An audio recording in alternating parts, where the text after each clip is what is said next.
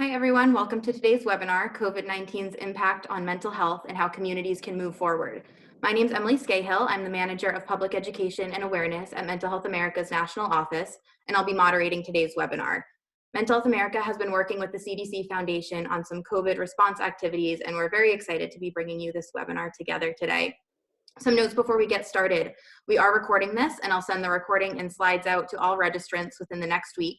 You'll also be able to find them archived on MHA's website at mhanational.org/MHA-webinars and on the CDC Foundation site. We do not offer CEUs, but if you would like a certificate of attendance, we have a form for you to request one. I'll post the link to that form in the chat, and it will also be included in the follow-up email. And last but not least, we've built in some time for a Q&A at the end. So post your questions in the chat box throughout the presentation, and we'll go through some at the end. And feel free to make comments or share some of your knowledge in there as well. And now I will turn it over to Dr. Judy Monroe, President and CEO of the CDC Foundation, for a few words.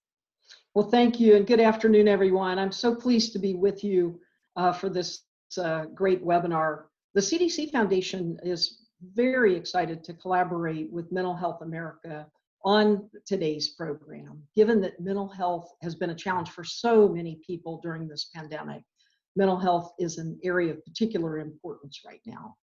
We look forward to learning more about the challenges that people are facing and how we can come together and work to help all of them.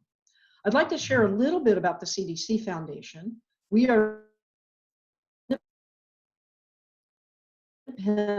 independent operating nonprofit organization, and we were established to help support prevention and public health. This type of work is particularly important during times of emergency, such as the current pandemic.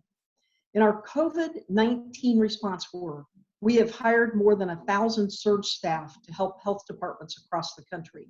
We've also provided support for testing, collaborated on national communications campaigns, and much more.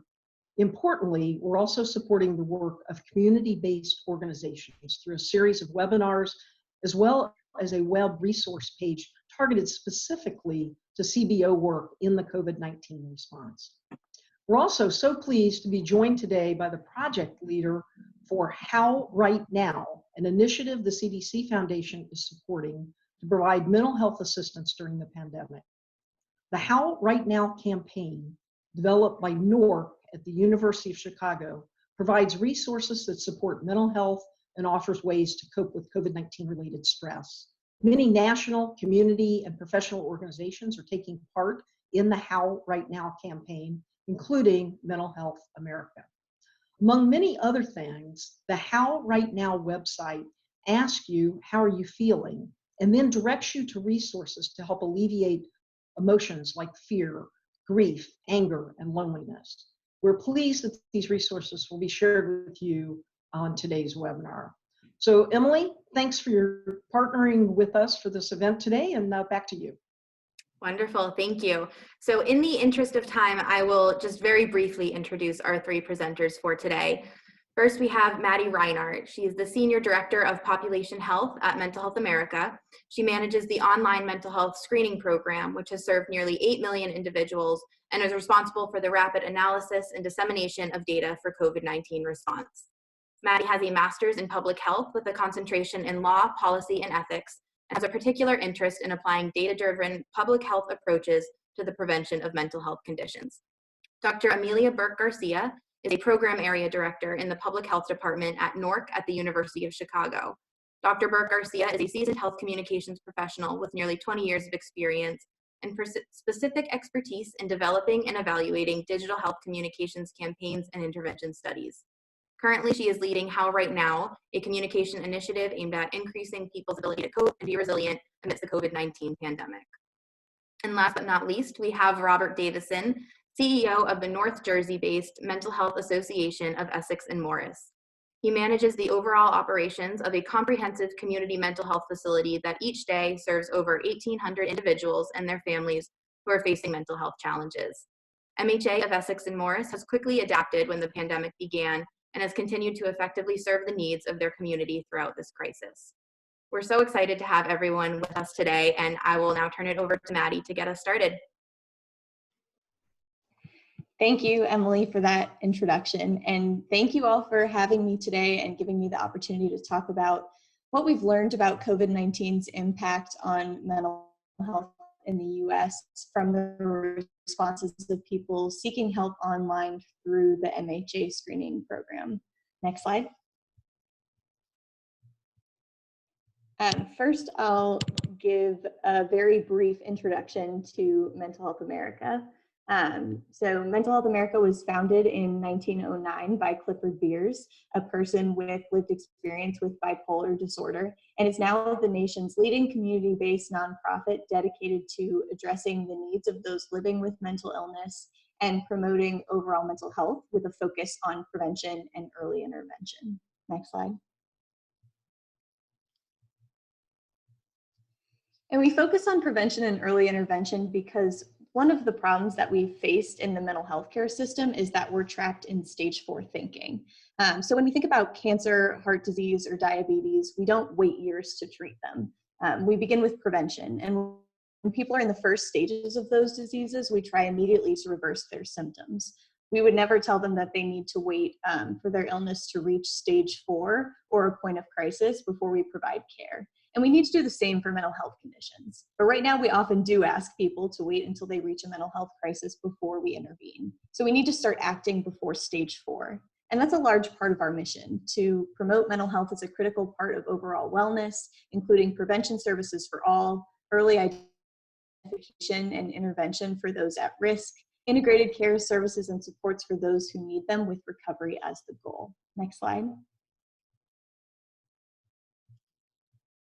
And part of how we do that is through the MHA online screening program, where we're able to directly create resources and supports from the voices of people seeking help online for their mental health.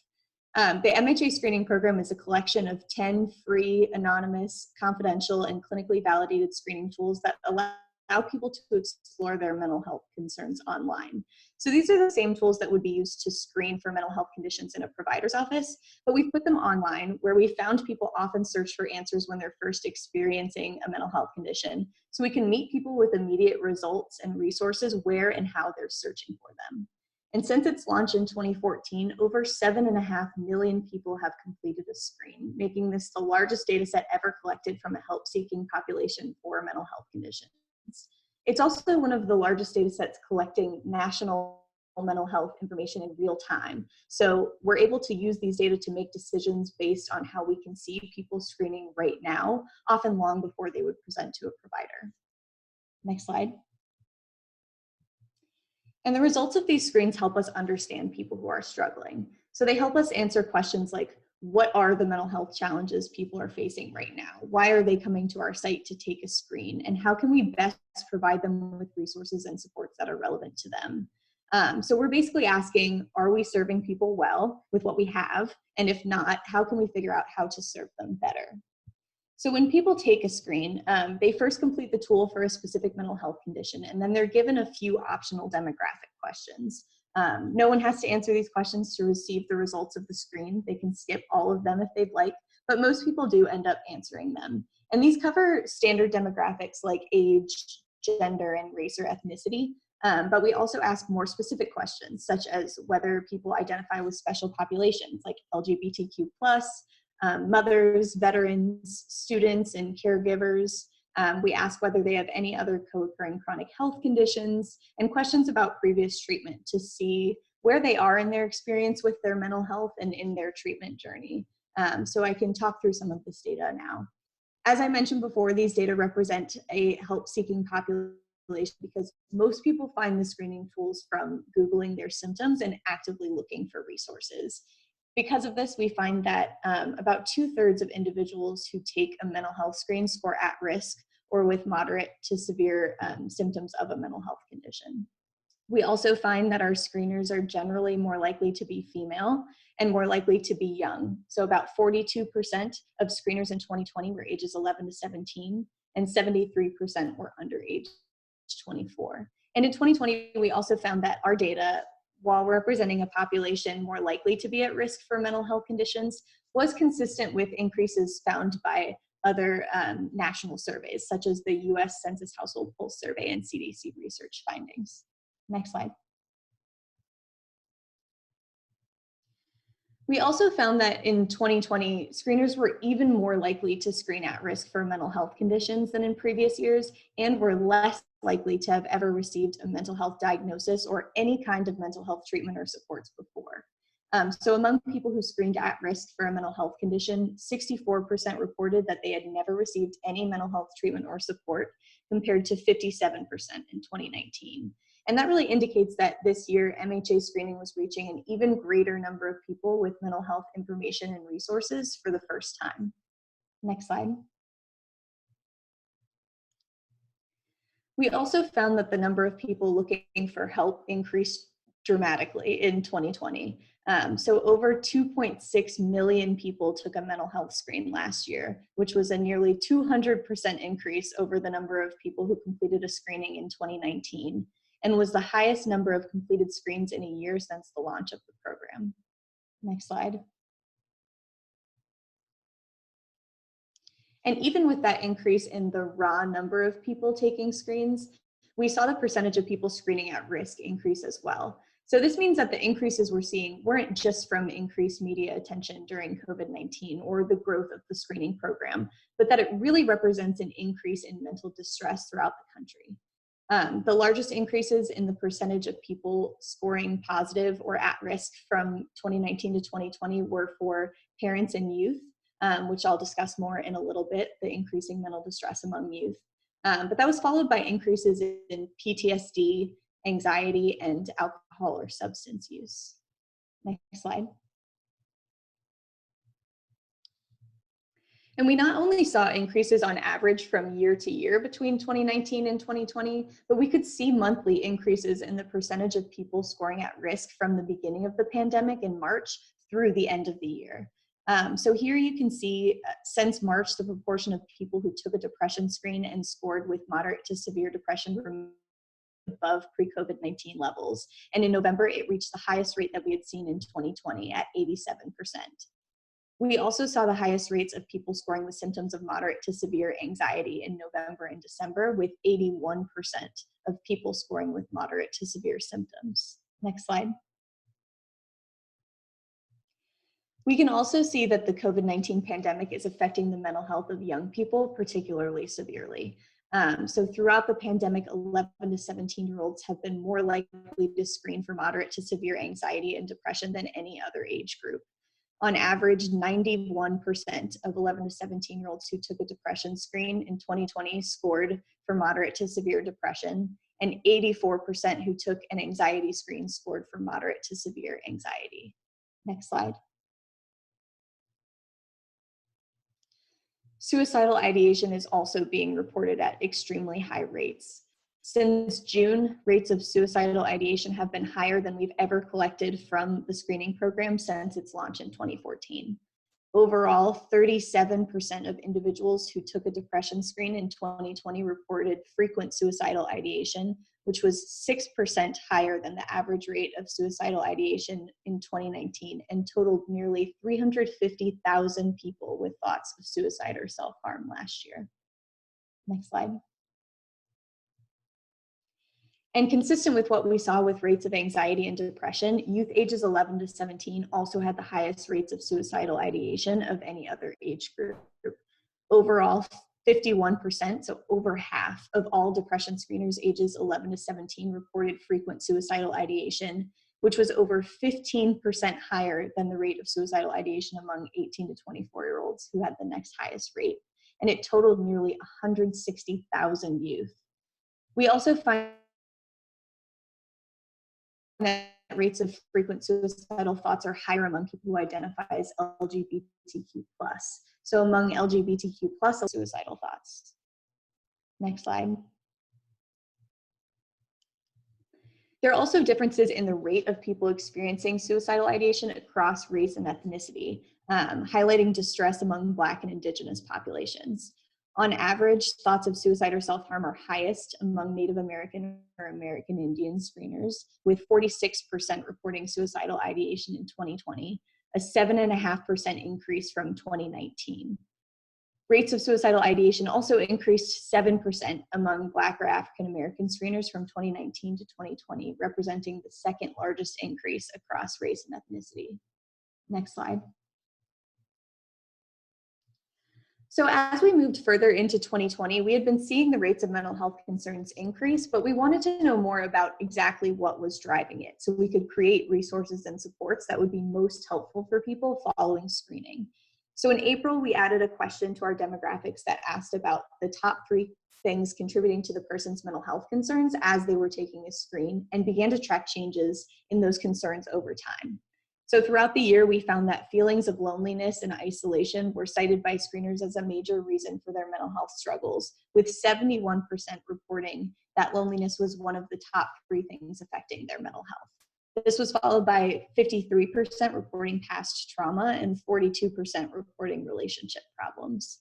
And among youth screeners, youth were even more likely to report loneliness or isolation at 77%. And were slightly more likely to report grief or loss as a reason for their mental health problems than adults. Next slide.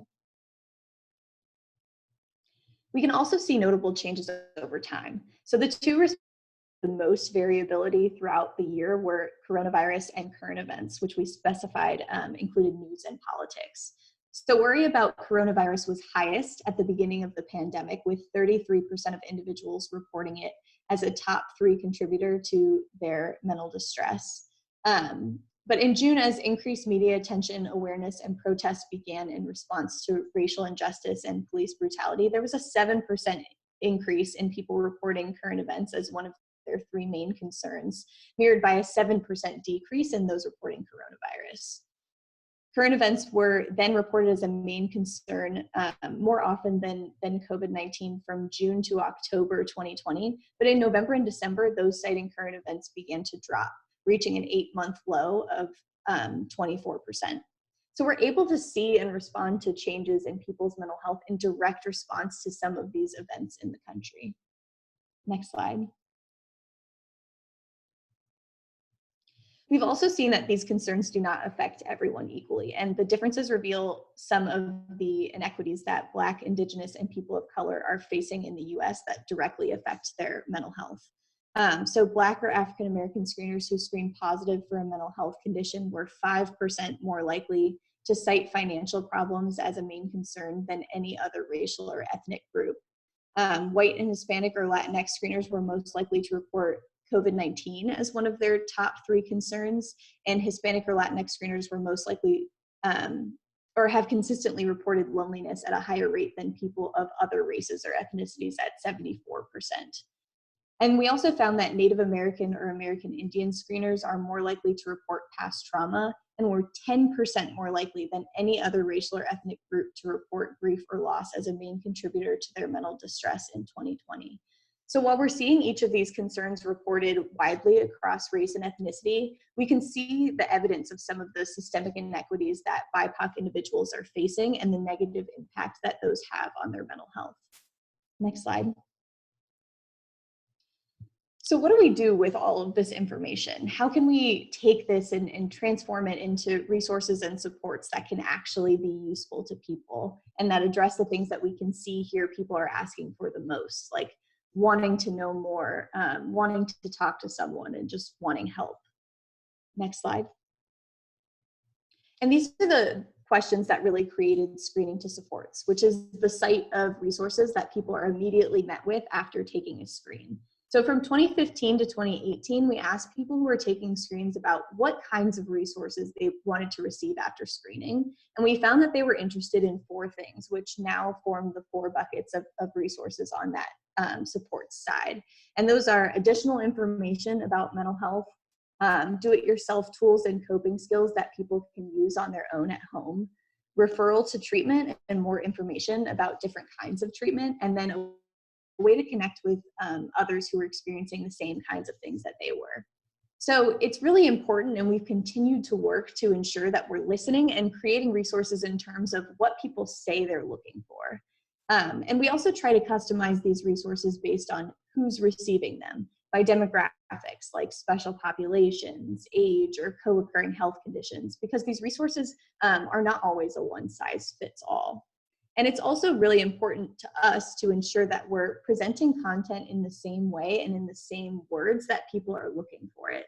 So instead of using words like suicidal ideation or psychosis or intrusive thoughts in our content, especially with this population who may have never received any kind of support for their mental health before.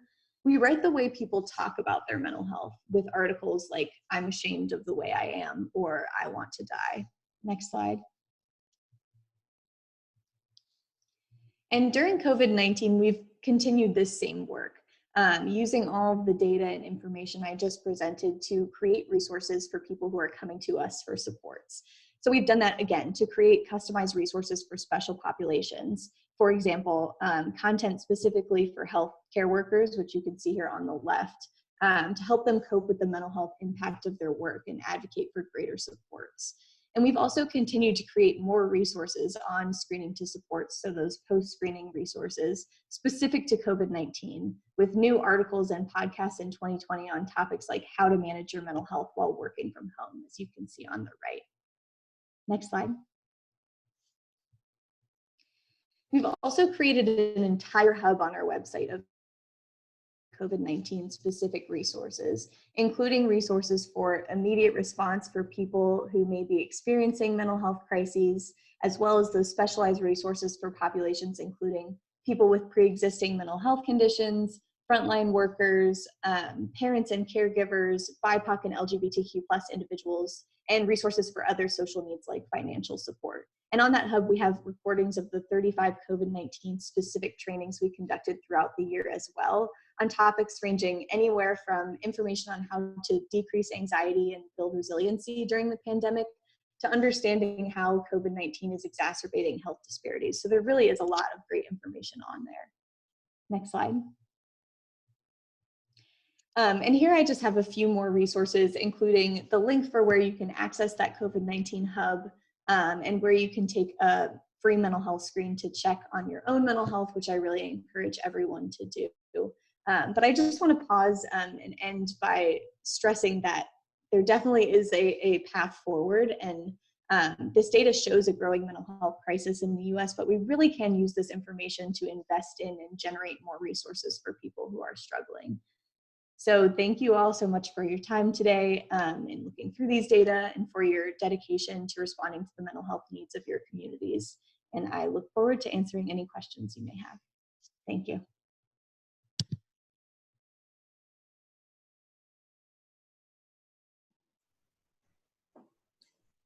Great. Thanks so much, Maddie. And thank you everyone for being on today's webinar. And thank you so much to the Foundation for hosting this along with Mental Health America. My name is Dr. Amelia Burke Garcia, and I am the project director for the How Right Now communication campaign, which I'm going to take you through in the next couple of minutes. It's been an immense honor to work on this project over the last almost year. And I'm really excited to share sort of the work that was done to inform it, and work in both partnership with the Foundation and CDC, and as well Mental Health America and many other partners to develop this campaign and launch it. And now we're continuing to run it. Next slide. So How Right Now started as this idea to develop a campaign that would address high-risk populations who are facing adverse mental health and emotional well-being challenges amidst and particularly due to the COVID-19 pandemic. We started at the end of April last year, and really wanted to develop an evidence-based health communications campaign that would achieve this aim. We wanted it to be based in psychology and behavior change theories. And we really wanted the campaign to address these concerns with the desired outcomes of improving coping and emotional well-being amongst our key audiences and reducing the risk of adverse behaviors like increased drinking or increased drug use. Early on in the development of How Right Now, 4 priority audiences were identified to be the audiences of focus for the campaign. This is not to say that there are other audiences that have been and continue to face substantial mental health and emotional well-being challenges because of the pandemic, But at the time, these were identified because we anticipated that they would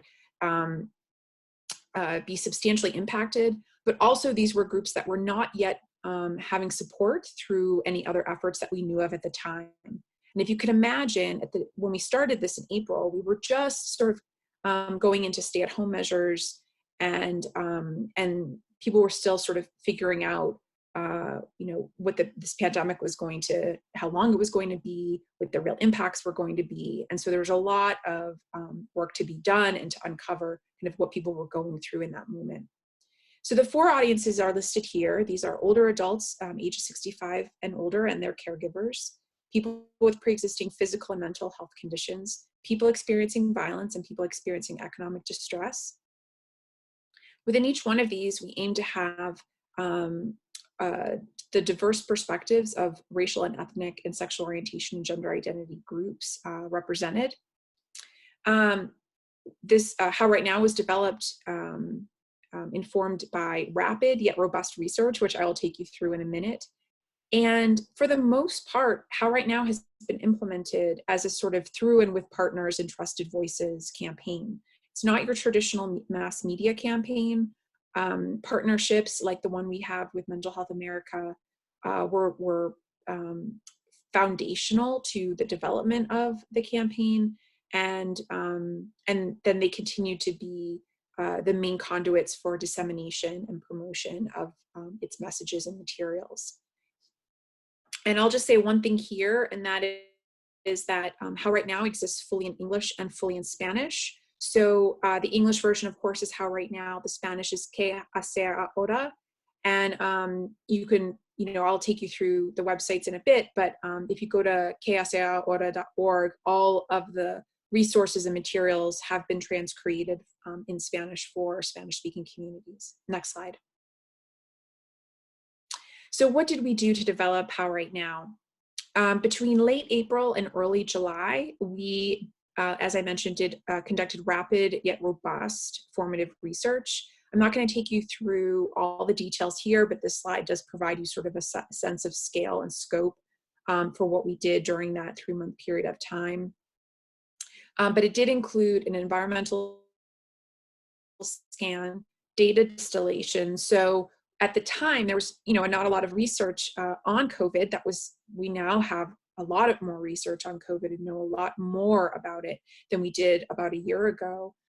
So what we did is look at some existing data that did exist and that aligned with our audience focus, and really tried to pull those data into our sort of process of understanding what people were going through in the moment. We conducted social listening, so social media monitoring of public conversations across social media, partner needs assessment calls to hear from our partners about what they were seeing on the ground with the communities that they serve. From there, our partners helped convene listening sessions with community members. And then we also conducted online focus groups and a national survey. NORC has a national probability panel called AmeriSpeak, and we fielded about 20 questions on one of the surveys that went out last May. In the listening sessions and the focus groups, we also were doing message testing. As you can imagine, this was a rapid ramp up. And so we were, rather than doing things sort of sequentially, we were doing a lot of this iteratively. And so as we were learning through our environmental scanning and social listening, we were taking that and starting to build out core messages. And then we were hearing from our partners, and we were refining our messages, and then we were testing those in the listening sessions and the focus groups to really kind of move us along as quickly as possible, knowing that this was a really urgent need that people were having and going to continue to have. Next slide. As I mentioned, partnerships have been incredibly important to the development of How Right Now. These are just a couple of our partners. We have many more that have supported How Right Now and Que Hacer Ahora over the last year. But they, again, have been sort of the heartbeat of how Right Now came to be and has been promoted over the last year. Next slide. So we did this research, and we did it all in English and in Spanish. So we were able to ensure that we were capturing both English language and Spanish language perspectives. We learned a lot through this process, and it really had to do with what people were going through, having to now be in stay-at-home measures and not being sure of what the future was going to look like. They wanted to know that what they were going through, what they were feeling was okay. They wanted their feelings and experiences to be validated. They wanted to know it was okay not to be okay. But they also had a very particular focus on hope and resilience. They knew that they were going to have to be resilient to kind of get through this, that they were going to need some coping strategies to help them kind of push through what they were going through and sort of the unknown future. They also knew, though, that they wanted, they didn't want fluffy recommendations. They wanted actionable, low cost, low barrier to entry tips, tools, resources, things that they could do in their everyday life to make their life a little bit easier, to overcome some of the hurdles and the challenges that they were facing. These needed to be culturally sensitive, not overly prescriptive. And we also knew that there was a lack of Spanish language resources for both Latinx populations and the partners that serve those communities. The things that did exist were really just translated directly from English, and therefore weren't necessarily meaningful or culturally representative of those populations. And so that was another thing that we gleaned from the research. At the time, there were few resources for people with mental and physical disabilities, and there were also gaps in messaging for topics such as grief and loss, resilience and adaptability, and different kinds of trauma. Next slide. So we took these learnings and we came up with the brand How Right Now.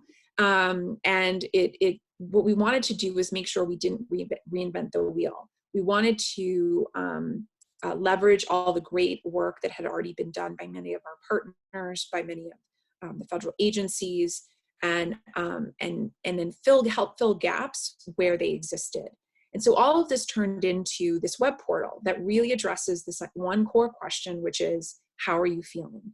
And it really gets at this idea of validating people's emotions and experiences, allowing them to feel and sort of self-process what they're going through, and go through and sort of discover, what does it mean to be afraid? What does it mean to be lonely? And then also get resources tailored for those emotions and those experiences.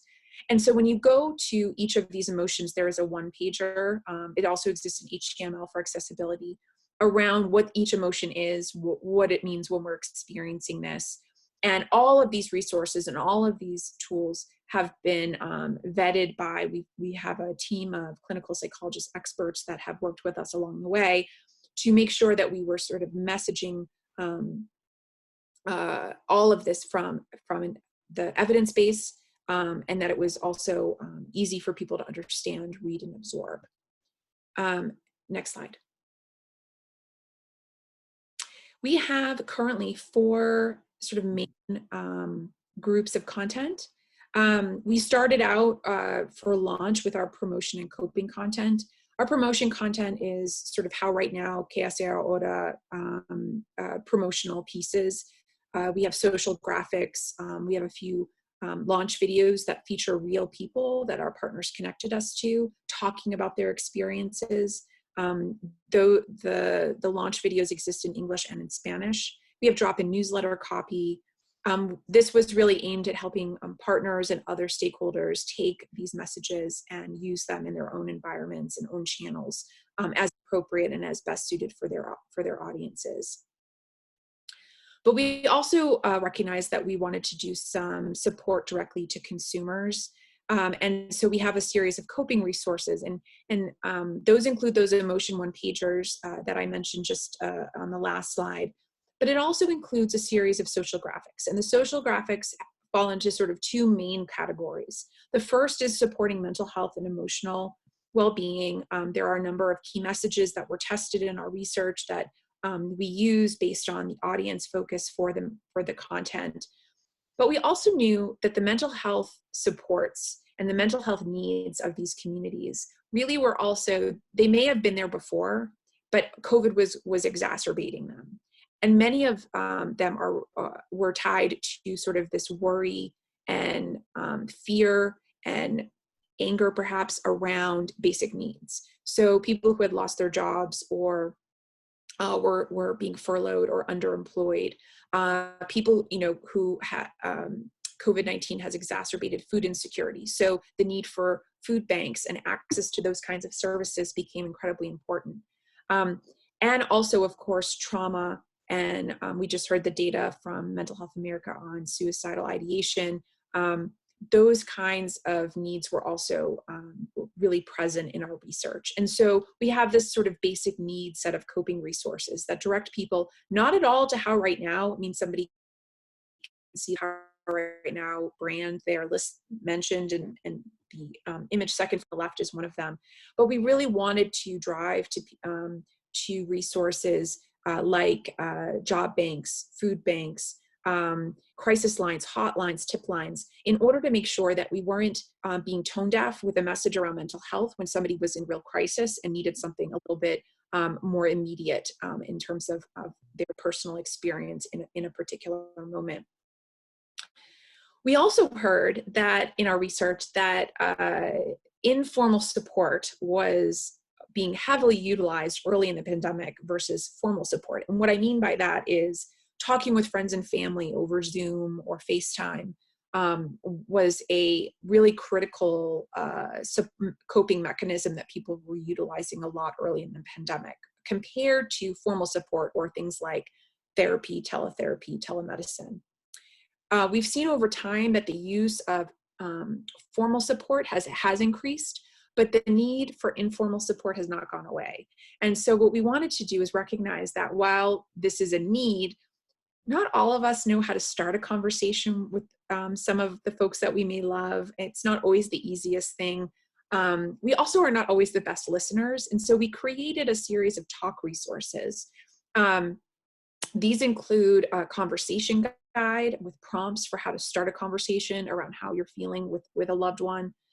We have this animated graphic that you see here playing, which has phrases to try and use in a conversation to be more compassionate than other phrases. We have some expert videos. So again, we talked with our clinical psychologist experts, and we had them sort of do expert videos on why talking in a conversation can be a really helpful coping mechanism through what people were going through. We also have celebrity PSAs. So we have a number of celebrities who have lent their voices unpaid to support How Right Now and its messages. And those are really beautiful sort of personal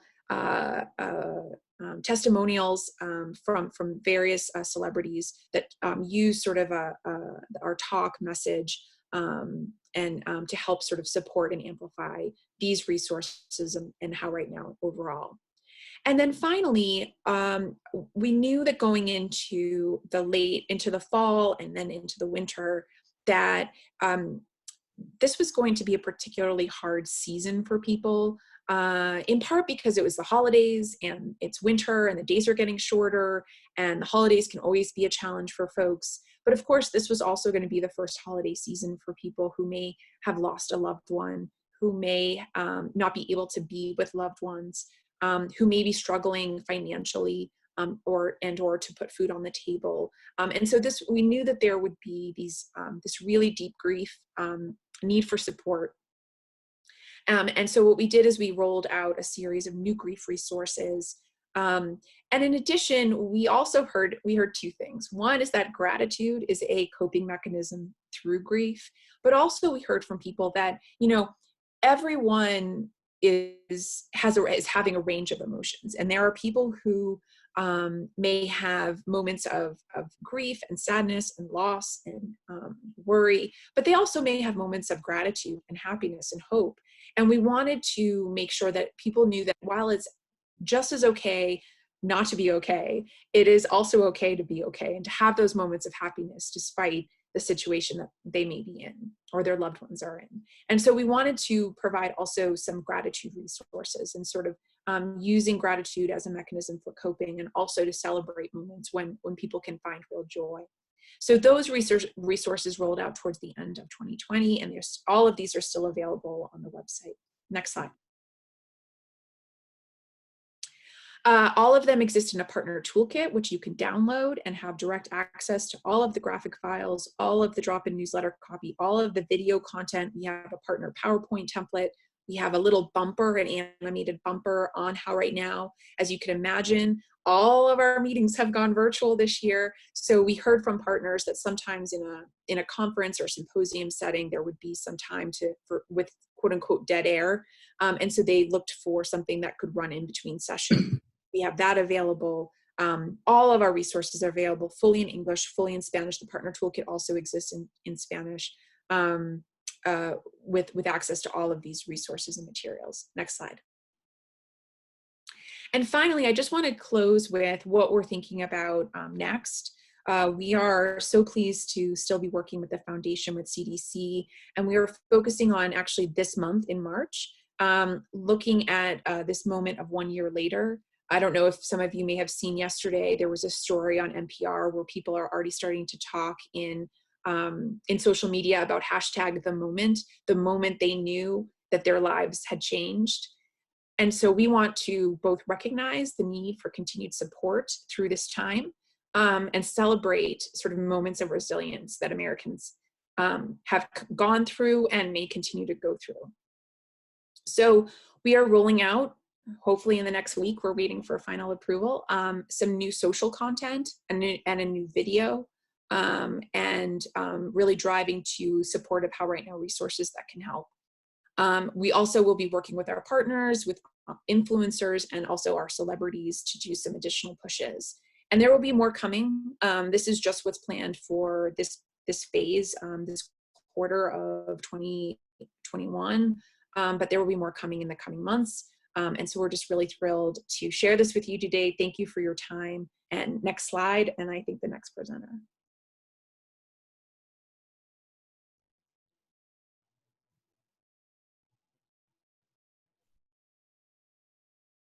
All right, good afternoon. Thank you, Dr. Burke Garcia. I learned quite a bit. I appreciate it. My name is Bob Davis, and I'm the Chief Executive Officer of the Mental Health Association of Essex and Morris. And in addition to being an advocacy and policy organization, we're a major provider about 15 miles west of Manhattan in the great state of New Jersey. So when I think about the pandemic, I think about it in the following fashion. What happened? What was our response in the field? What are our consumers telling us? And what does the future look like? So thinking back, we knew in the last week of February, the first week of March, that there was a storm brewing. I never would have anticipated what happened, that was going to happen, but we knew something was coming. First, as I said, we're a provider organization. We serve 10,000 people a year, 1,800 people on any given day. We're primarily a safety net provider. We provide a lot of services to individuals with severe and persistent mental illness that have been disenfranchised by that mental illness and have been disenfranchised by poverty. We're also a provider in regards to general mental health, the general community, raising awareness, and things of that nature. So as I said early on, late February, early March, we knew that a storm was brewing and that we were going to have a problem here in North Jersey and in the New York City area. So probably the first decision that we made that I think was one of the best decisions that we made that informed how we move forward is we made a conscious decision not to listen to the media and not to listen to elected officials, but to listen to the Centers for Disease Control, the New Jersey Department of Health, and people like Dr. Anthony Fauci. Dr. Fauci's from Brooklyn. He's from this area. He has a lot of credibility. So we decided to listen to people like that, and that really informed how we proceeded. And unfortunately, in March of 2020, all hell broke loose. New Jersey was one of the first states, I think, right after California and the day after New York, to quote unquote shut down. Now, we're essential providers, we're healthcare providers, so we continued operate. And we began pandemic operations in earnest on March 15th, meaning we reduced our on-site capacity to about 25%, and we continued to provide services in the field, particularly those impaired by mental illness, following all the CDC guidelines. It was very difficult at first because the CDC guidelines evolved and changed, which is understandable. But at first, particularly for lay people, it took us a while to be able to follow it. But slowly but surely, we were able to figure out what was going on, and we changed our operations to comply with that guidance. 6 feet apart, plexiglass in our vehicles, daily disinfecting, PPE, personal protective equipment, was very difficult to come by early on in the pandemic. And in fact, we were buying face masks and gowns and gloves and things of that nature off of the back of trucks in parking lots, and as they say in New Jersey, in undisclosed locations. But we did what we had to do. And the first thing we had to do was to meet the needs of our current consumers. So literally overnight, we became a major distributor of food, books, games, and hygiene products, not only to our consumers, but to the general public. And in the last month, we've delivered approximately 90,000 meals in the community, and we're very proud of that. Also, in the course of 3 days, we were able to transition into also being a virtual provider. So if we couldn't meet with someone face-to-face, we were able to meet with them through technology. Fortunately, prior to the pandemic, all of our staff members had a laptop and a smartphone. So we had that technology, so we were able to transition quickly. Also, and just as importantly, many of our consumers had a smartphone, and if they didn't have a smartphone, we provided one for them. We got a grant from the FCC to purchase those phones, and we got a grant from a local foundation to purchase those phones. So thank God we had the technology, we had the know-how, and we were able to get that technology to our consumers who didn't have the technology. So that's what happened in March of 2020. Next slide, please. So what was our response in the field? First, in June, we responded to a FEMA application, and we set up a brand new crisis counseling program that was designed to outreach to the general public in response to their mental health needs in response to the pandemic. And the communities that we chose to focus on were the following. First and foremost, if you were to read about New Jersey, you would read that New Jersey is a very diverse state. Well, that's true, but if you actually live in New Jersey, you know that New Jersey, not exclusively, but tends to be a very segregated area. White folks live with white folks, Black folks live with Black folks, Hispanic folks live with Hispanic folks, so on and so forth. And as it happens, our 4-county service area serves all of those communities. And in particular, we serve a large community that happens to be African American. So in developing our crisis counseling program, it was very important that we were culturally competent and target all those populations, particularly the African American community, who here in New Jersey were most likely to contract the virus, most likely to die from the virus, and most likely to have mental health implications in regards to that virus. So we focused on that population. And we did so through hiring 4 counselors and then advertising that we existed through the churches, through the African American churches, through local radio stations, and cable TV ads as well. And all those ads were produced and performed by Caucasian voices, African American voices, and in Spanish by Hispanic voices. We also collaborated with many community providers in Newark, New Jersey, and we developed 2 COVID-19 low barrier hotels for the homeless. One for people that were diagnosed with the coronavirus, this is back in May, and one for people who didn't have the coronavirus. And we were able to provide mental health services either in a tent in the parking lot or virtually.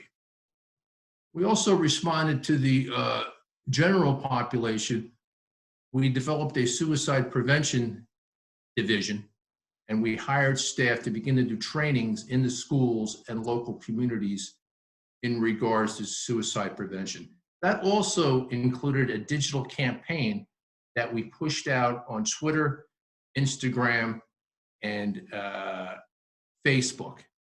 And someone asked a question, they're not sure what African American voices mean, meaning we had people that came from the various communities. And that's what I mean by that. If there's further questions on that subject, feel free to ask me afterwards. Also, we hired additional full-time equivalents in our counseling program because we received about a 20% increase in calls coming into the center. We also added an additional peer line to provide peer support. We implemented a homeless case management with funding from the Port Authority in the Newark International Airport because it was identified that more homeless people were living there. Next slide, please. So what are our consumers and families telling us? And by that, I mean the people that call in and ask for help, and some of which call me directly. Here's what they're telling us. They're telling us that anxiety is increasing, and not necessarily a diagnosable anxiety disorder, but anxiety is increasing, depression is increasing, loneliness, especially among the elderly, is increasing. Unfortunately, we've seen an increase in opiate abuse and opiate overdoses, people dying from using opiates. We've seen an increase in people presenting with eating disorders, especially among young female adolescents and young adults. We've seen an increase in internet gambling disorders, especially among male adolescents and young adults. We've also seen that many people are very resilient. And in fact, while they're dealing with anxiety and depression and other things, in fact, they're doing just fine. We've also had people tell us that they've experienced some post-traumatic growth. I remember when I was growing up, I lived in the community, and there was a lot of successful people that happened to be World War II veterans and/or Holocaust survivors. And one of the things they told me was that what happened to them was horrible, but that they attributed that experience to the success that they became. You know, at that time, I had a hard time understanding that. I'm starting to understand it now living through this pandemic. So we're also seeing post-traumatic growth. So what does the future look like? Next slide, please. So the one thing I remind myself, whether you're a provider, an advocacy organization, or a policy organization, no one gets a perfect score in a pandemic. I'm sure if we had a replay of the year, there are things that as an organization we would have done differently, and I'm sure there's things as an individual that I would have done differently. But no one gets a perfect score in a pandemic. Furthermore, when people ask me questions, oftentimes I say, I don't know, this is my first pandemic. Let's figure it out together. So having said that, I'm giving myself a lot of grace. I'm giving the organization a lot of grace. And basically we want to learn as we go forward, and then carry some of the innovations that we've learned in the last year in regards to telehealth and providing mental health services and addiction recovery services into the future. I also remind myself that just because something has worked in a pandemic, we have found that telehealth, as particularly with our prescribing professionals, has been very effective in a pandemic. And we have outstanding outcome measures. But that's not to say that it's necessarily going to work the same way in a non-pandemic environment. So we have to monitor that and not assume that. So what we anticipate for the future is a growing mental health need, not necessarily an epidemic, as everyone is predicting. That may be the case, but we don't know that yet. But we do anticipate a greater need as we move forward. And then it's contingent on organizations like us to meet that need. And we plan to be there in the future to do that. And the other thing that's developed since I put this slide presentation together last week is the Johnson & Johnson vaccine was approved on Sunday.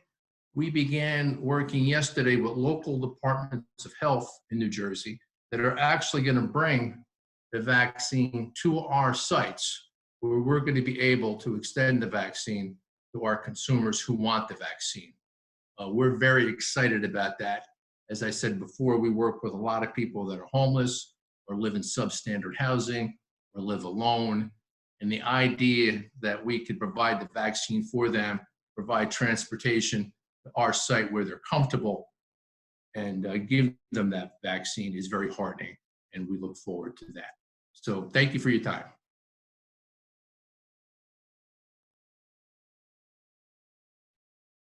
Wonderful. Thank you all so much for sharing such great information. We are coming close to 3:15, but we have some time for a few questions. So first off, we'll start with Maddie. Is COVID screening data broken out by state? Yes, we do. Some of the demographic questions that we ask as part of someone taking a screen is for state and zip code. So again, people don't have to put in any of that information to receive the results of those screens. We just say, if you want to help us with resource generation or with our research, to please enter that information, and a bunch of people do. So we are able to break down that screening data by state. And that's actually one of the big initiatives that we're starting this year, is starting to map our data by state and by zip code. So we can start to see hotspots of where people are struggling with different mental health conditions across the US, so that we can really make sure that we're targeting interventions to those areas and allocating resources for mental health to those areas. So we are able to do that. And we also have a report where we rank the states based on mental health indicators. That doesn't necessarily use screening data. It uses data from SAMHSA and the CDC and a couple of our other federal partners. So that's available on our website as well. Great. Dr. Burke-Garcia, are you still on with us? Sorry, I had my on video, or my video off. No worries. So question for you. Do you have any data on the reach and use of your resources, or is it too soon to tell? Yeah, so we are doing ongoing data collection, and we also are working on a campaign evaluation. We from our ad buy perspective, we were at the end of last year, we were able to start doing some small digital and social media buys. We also did some radio buys in Spanish. We saw a substantial uptick in traffic to the website from both. Some of our ads that are best performing actually are for 65 old and older, which is interesting because we are in social media, and oftentimes people think that tends to skew younger. But in addition to that, our Spanish language 65 and older ads are some of our best performing ads.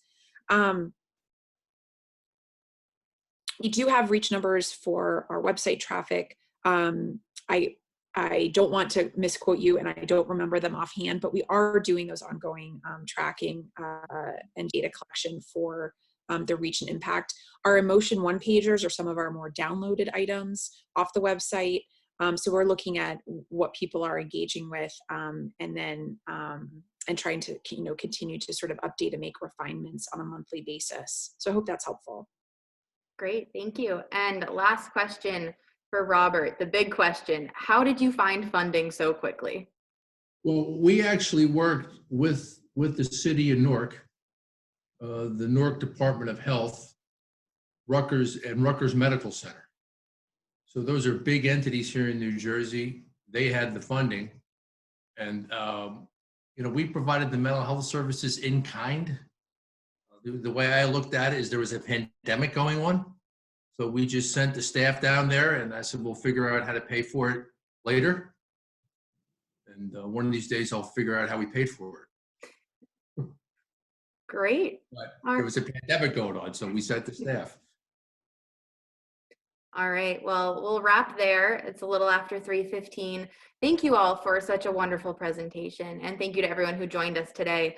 I'll be in touch in the next few days to get everyone the recording and a copy of the slides, as well as that link to request the certificate of attendance. And I'll also work with presenters to pull together a list of resources and links that were mentioned throughout the presentation and send those out as well.